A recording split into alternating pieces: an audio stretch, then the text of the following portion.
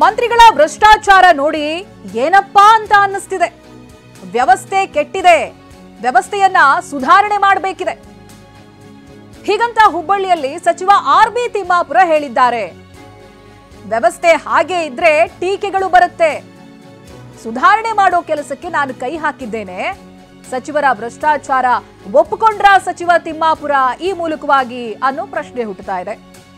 ಹೀಗಾಗಿ ನಾವು ಹೊಸ ಯೋಜನೆಯನ್ನ ತರಬೇಕಿದೆ ಅಂತಾರೆ ಇವರು. ಇಬ್ಬರು ಅಧಿಕಾರಿಗಳನ್ನ ಸಸ್ಪೆಂಡ್ ಮಾಡಿದ್ದೇವೆ ಅಂತಾನೂ ಹೇಳಿದ್ದಾರೆ. ಹೊಸ ವಿಚಾರಗಳನ್ನು ತರಬೇಕು. ಯಾಕಂದರೆ ಈ ಭ್ರಷ್ಟಾಚಾರ ಮತ್ತೊಂದು ಎಲ್ಲ ಮಂತ್ರಿಗಳು ನೋಡಿ ನೋಡಿ ನೋಡಿ ನನಗೂ ಏನಪ್ಪ ಇದು ಅನಿಸೈತೆ. ಅದಕ್ಕೆ ಏನೇನು ಸಾಧ್ಯ ಇತ್ತು ಅದನ್ನು ಕೆಲವು ಬದಲಾವಣೆ ತಂದು ಬಿಡೋಣ. ಭ್ರಷ್ಟಾಚಾರ ಐತೆ ಅಂತೀರಿ ಸರ್? ಹಂಗಿದ್ರೆ ಅಬಕಾರಿ ಆಯ್ತು, ಎಲ್ಲ ಮಂತ್ರಿಗಳು ನೋಡಿ ನೋಡಿ ವ್ಯವಸ್ಥೆ ಕೆಟ್ಟಿದೆ.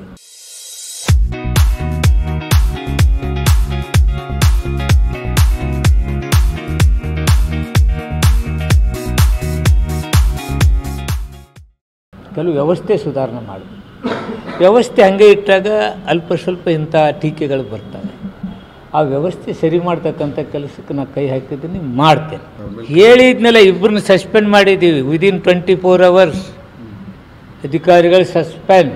ಹೊಸ ವಿಚಾರಗಳನ್ನು ತರಬೇಕು. ಯಾಕಂದರೆ ಈ ಭ್ರಷ್ಟಾಚಾರ ಮತ್ತೊಂದು ಎಲ್ಲ ಮಂತ್ರಿಗಳು ನೋಡಿ ನೋಡಿ ನೋಡಿ ನನಗೂ ಏನಪ್ಪ ಇದು ಅನಿಸೈತೆ. ಅದಕ್ಕೆ ಏನೇನು ಸಾಧ್ಯ ಇತ್ತು ಅದನ್ನು ಕೆಲವು ಬದಲಾವಣೆ ತಂದು ಬಿಡೋಣ. ಭ್ರಷ್ಟಾಚಾರ ಐತೆ ಅಂತೀರಿ ಸರ್? ಹಂಗಿದ್ರೆ ಅಬಕಾರಿ ಆಯ್ತು, ಎಲ್ಲ ಮಂತ್ರಿಗಳು ನೋಡಿ ನೋಡಿ ವ್ಯವಸ್ಥೆ ಕೆಟ್ಟಿದೆ.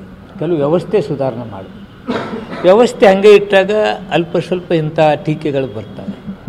ಆ ವ್ಯವಸ್ಥೆ ಸರಿ ಮಾಡ್ತಕ್ಕಂಥ ಕೆಲಸಕ್ಕೆ ನಾನು ಕೈ ಹಾಕಿದ್ದೀನಿ, ಮಾಡ್ತೇನೆ.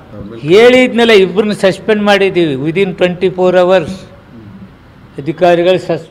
ಬಗ್ಗೆ ಡೀಟೇಲ್ಸ್ ಅನ್ನ ಪಡಿತೀನಿ. ಪ್ರತಿನಿಧಿ ಶಿವಕುಮಾರ್ ಫೋನ್ ಸಂಪರ್ಕದಲ್ಲಿದ್ದಾರೆ.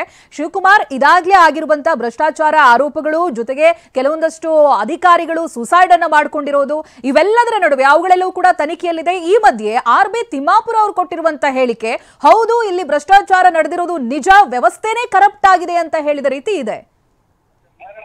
ಚೈತ್ರ, ಪ್ರಮುಖವಾಗಿ ಅಬಕಾರಿ ಇಲಾಖೆಯಲ್ಲಿ ಸಾಕಷ್ಟು ಭ್ರಷ್ಟಾಚಾರದ ಆರೋಪಗಳು ಬಂದಿತ್ತು. ಕೇವಲ ಅಬಕಾರಿ ಇಲಾಖೆ ಅಲ್ಲ, ರಾಜ್ಯದ ಕೆಲವು ಕಡೆ ಅಧಿಕಾರಿಗಳು ಈ ಒಂದು ಭ್ರಷ್ಟಾಚಾರದ ಕಿರುಕುಳದಿಂದ ಆತ್ಮಹತ್ಯೆಯನ್ನ ಮಾಡ್ಕೊಂಡಿದ್ರು. ಈಗೆಲ್ಲವೂ ಕೂಡ ಕೆಲವೊಂದಿಷ್ಟು ಕಡೆ ತನಿಖೆ ಹಂತದಲ್ಲಿದೆ.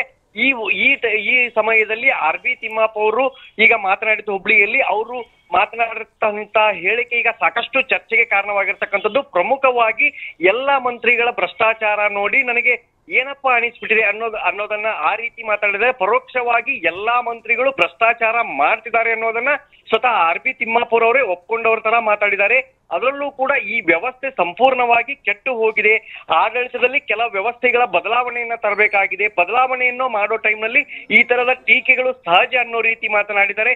ಎಲ್ಲೋ ಒಂದ್ ಕಡೆ ಸರ್ಕಾರದ ಈ ಒಂದು ಸಚಿವರ ಮಧ್ಯೆ ಭ್ರಷ್ಟಾಚಾರ ಏನು ವಿಪಕ್ಷದವರು ಆರೋಪ ಮಾಡ್ತಿದ್ರು, ಅದಕ್ಕೆ ಪುಷ್ಟಿ ನೀಡುವಂತೆ ಆರ್.ಬಿ. ತಿಮ್ಮಾಪುರ ಅವರು ಈ ಒಂದು ಭ್ರಷ್ಟಾಚಾರವನ್ನ ನೋಡಿ ನೋಡಿ ಸಾಕಾಗಿ ಹೋಗಿದೆ ಅನ್ನೋ ಅರ್ಥದಲ್ಲಿ ಮಾತನಾಡಿರ್ತಕ್ಕಂಥದ್ದು.